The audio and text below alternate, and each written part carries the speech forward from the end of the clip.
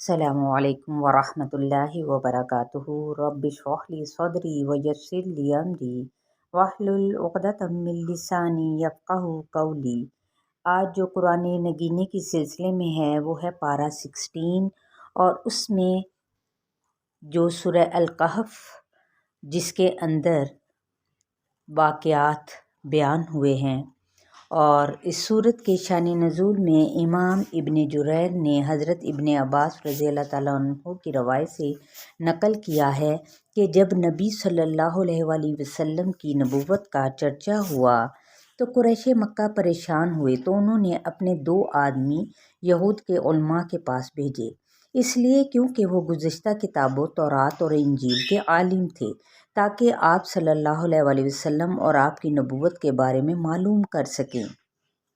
لیکن انہوں نے کہا، یعنی علماء یہود نے، کہ تم ان سے 3 سوال کرو، اگر یہ درست جواب دیں تو سچا نبی، اور اگر نہ دے سکے تو سچا رسول نہیں۔ یعنی پہلا سوال کیا تھا کہ ان نوجوانوں کا حال دریافت کرو جو قدیم زمانے میں شہر سے نکل گئے تھے، کیونکہ یہ ایک عجیب واقعہ تھا۔ اور دوسرا سوال کیا تھا کہ اس شخص کا حال پوچھو جس نے دنیا کے تمام مشرق اور مغرب تک کی زمین کا سفر کیا۔ اشارہ کس طرف ہے؟ ذوالقرنین حیدر کی طرف۔ اور تیسرا کیا تھا؟ روح کے بارے میں۔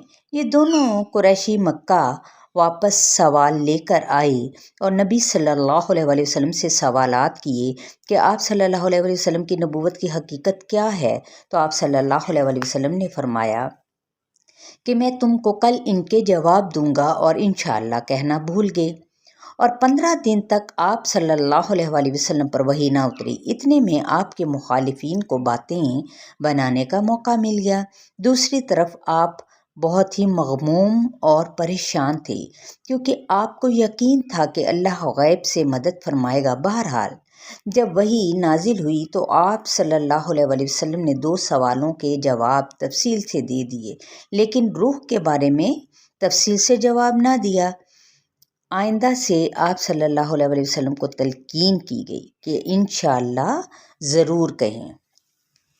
تو اس صورت یعنی سورہ الکہف کی فضیلت اور برکت کے بارے میں روایت ہے صحیح مسلم کی کہ ابو درداء بیان کرتے ہیں کہ آپ صلی اللہ علیہ وآلہ وسلم نے فرمایا کہ جو شخص سورہ الکہف کی پہلی 10 آیات اور دوسری 10 آیات میں یعنی آخری 10 آیات حفظ کرے گا تو وہ دجال کے فتنے سے محفوظ رہے گا۔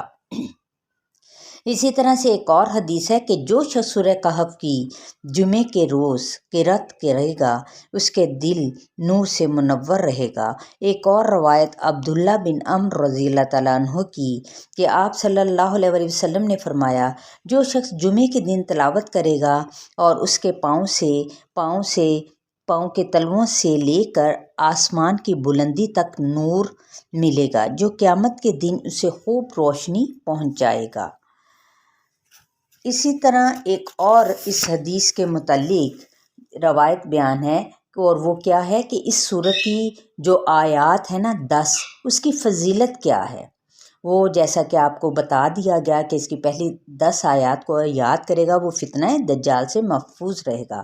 ایک اور روایت میں بھی ہے کہ ایک جمعے سے دوسرے جمعے تک اللہ تعالیٰ ایک خاص نور عطا کریں گے، ہر چیز سے اس کی حفاظت کا کیا ہے، یہ آیات ذریعہ بنتی ہیں۔ اب جب آگے ہم چلتے ہیں تو ہمیں اس کے بارے میں کیا پتہ چلتا ہے کہ اگر دیکھیں جو اگلی روایات ہیں ان کے بارے میں وہ کیا آتی ہیں کہ یہ آپس میں جو کہ سورہ الکہف کے اندر جو کہ ایک غار کے اندر جو چند نوجوان تھے ان کے بارے میں کہ یہ آپس میں تو ان کا کوئی تعلق نہ تھا، یہ دوست بھی نہ تھے اور شعور رکھنے والے بچے تھے، لیکن ایلید یعنی خوشحال گھرانے کے بچے تھے۔ جب بادشاہ نے جبر کرنا شروع کیا تو انہوں نے قبول کرنے سے کیا کیا، انکار کر دیا۔ یعنی بادشاہ کہتا تھا کہ شرک کرو تو اس پر انہوں نے کیا تھا، انکار کیا۔ اور یہ اس معاشرے میں سے 9 یا کم لوگ تھے اس سے بھی، حالانکہ مختلف جگہوں سے اکٹھے ہوئے تھے، تو سب کے دل میں ایک ہی وقت میں خیال آیا کہ اپنے ایمان کو بچانے کے لیے کہیں ہمیں نکل جانا چاہیے۔ اب یہ جو چند نوجوان تھے یہ نکلنے کے لیے اکٹھے جو سے تھے وہ کھڑے تھے، جہاں سے انہیں پکڑ کر بادشاہ کے دربار میں پیش کیا گیا، اور وہاں بھی یہ اپنے موقف سے کیا تھا، بالکل نہ ہٹے۔ تو اصل میں کیا ہے کہ یہ دیکھیں، حالانکہ یہ چند نوجوان تھے، اور آپ جانتے ہیں کہ نوجوانوں کی دعائیں زیادہ تر کیا ہوتی ہیں، شادی یا جاب وغیرہ کے لیے ہوتی ہیں۔ کم ہی ایسا ہوگا کہ اس عمر میں پریشان کوئی ہو اور دعائیں مانگتا ہو، کہ ان کے اندر یا تو زیادہ قوت ہوتی ہے، عموماً مصلحتوں کی نسبت جذبات ان پر غالب آتے ہیں، قربانی کرنا ان کے لیے کوئی بھی مشکل نہیں ہوتا۔ تو یہ جو نوجوان تھے ان کے بارے میں دیکھیں کس طریقے سے انہوں نے اپنی زندگیاں جو سی ہیں اسلام کے لیے، وہ اسلام کا یعنی دین کا علم حاصل کرنے کے لیے وہ آگے بڑھے تھے۔ لیکن انہوں نے اس بادشاہ کے جبر کو کیا تھا، اس کا جواب دیتے ہوئے انہوں نے اپنے گھر سے، اپنے والدین سے دور جانا زیادہ بہتر سمجھا۔ اور یہ حیرت انگیز واقعات ہی ہیں جو کہ اس کے اندر سے ہمیں ملتے ہیں۔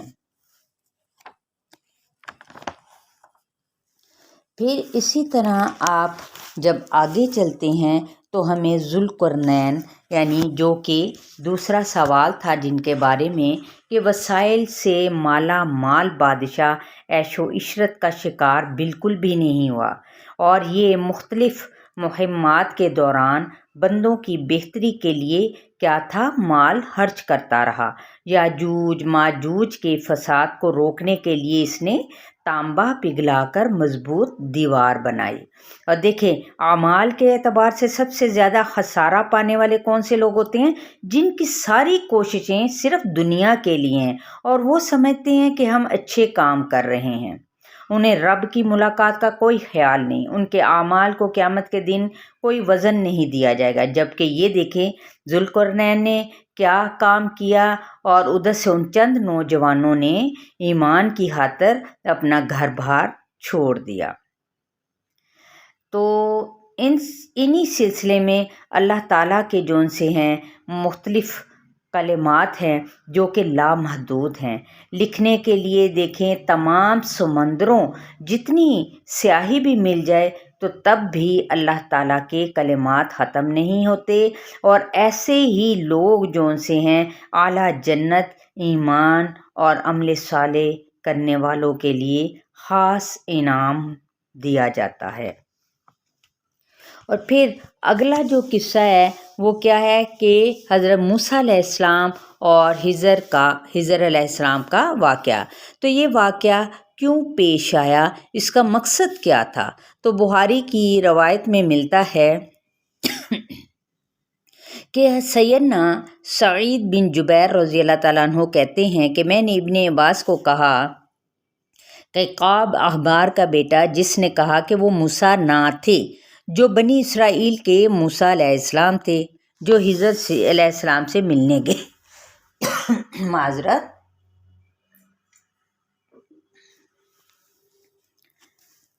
بلکہ وہ موسیٰ بن ابراہیم بن یوسف تھے۔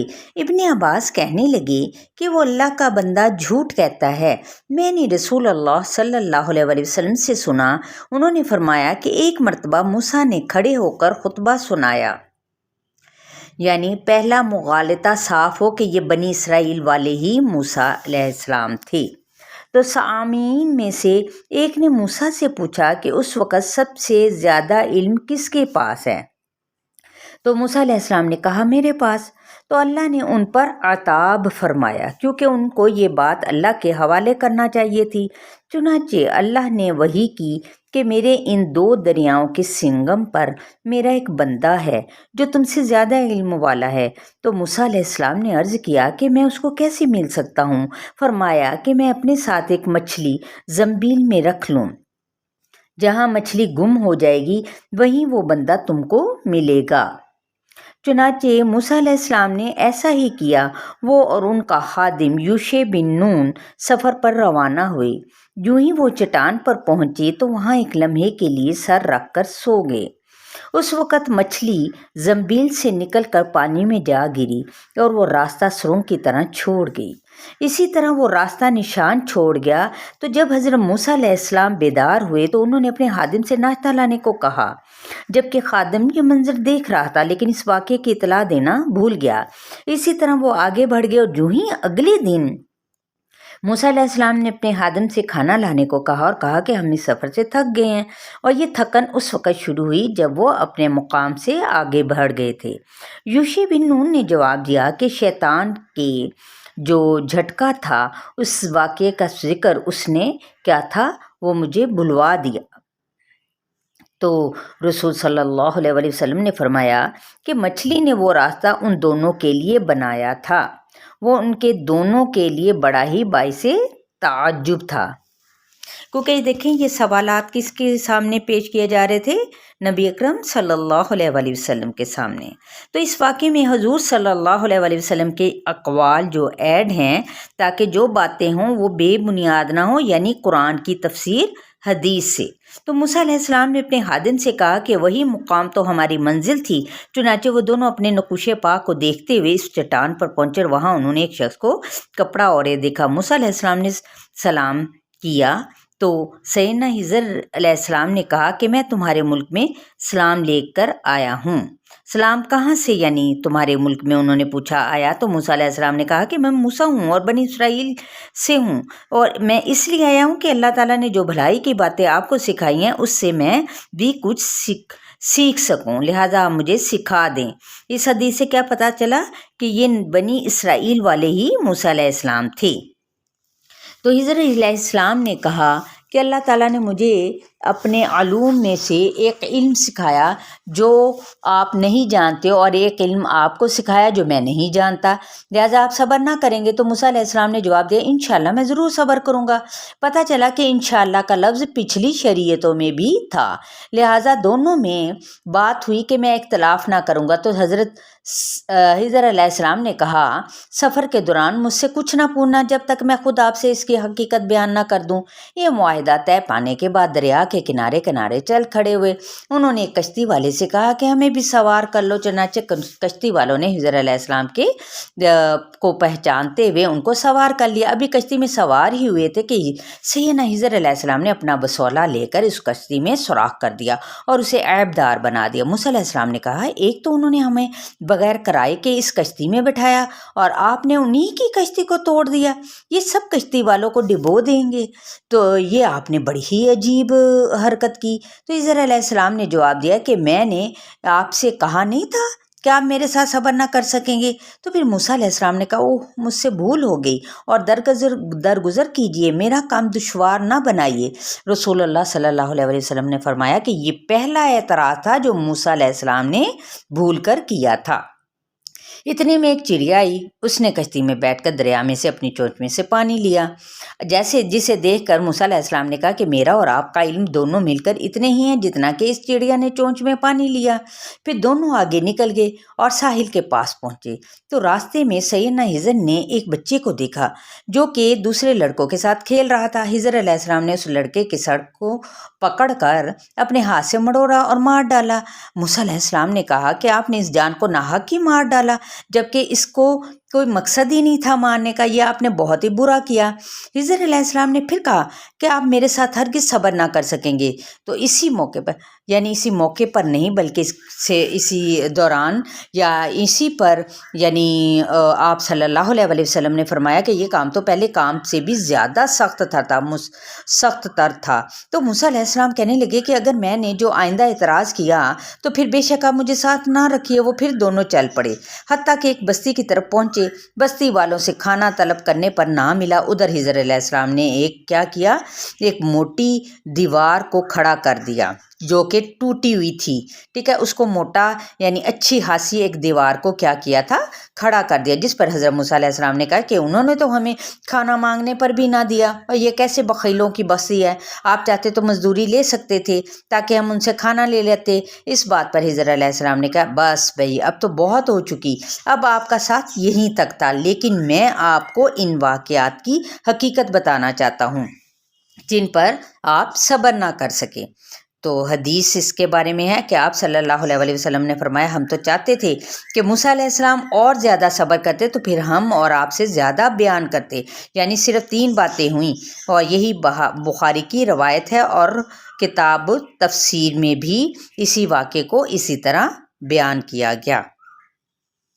تو یہاں پہ دیکھیں کچھ حضرت موسیٰ علیہ السلام کا عزم نظر آتا ہے، پھر ایک شاگرد کے لیے اس کا اصول اور ادب نظر آتا ہے، اور یعنی استاد کی تابعداری، کہ تکبر بالکل نہ ہو، پھر علم اور رشد میں فرق نظر آتا ہے کہ علم سیکھنے کو رشد یہ کہا جاتا ہے، یعنی اور رشد کس چیز کے اندر ہوتا ہے، سمجھ بوجھ، معرفت، حکمت، روح کی گہرائی، یہ سب کچھ اس کے اندر کیا ہے آتا ہے۔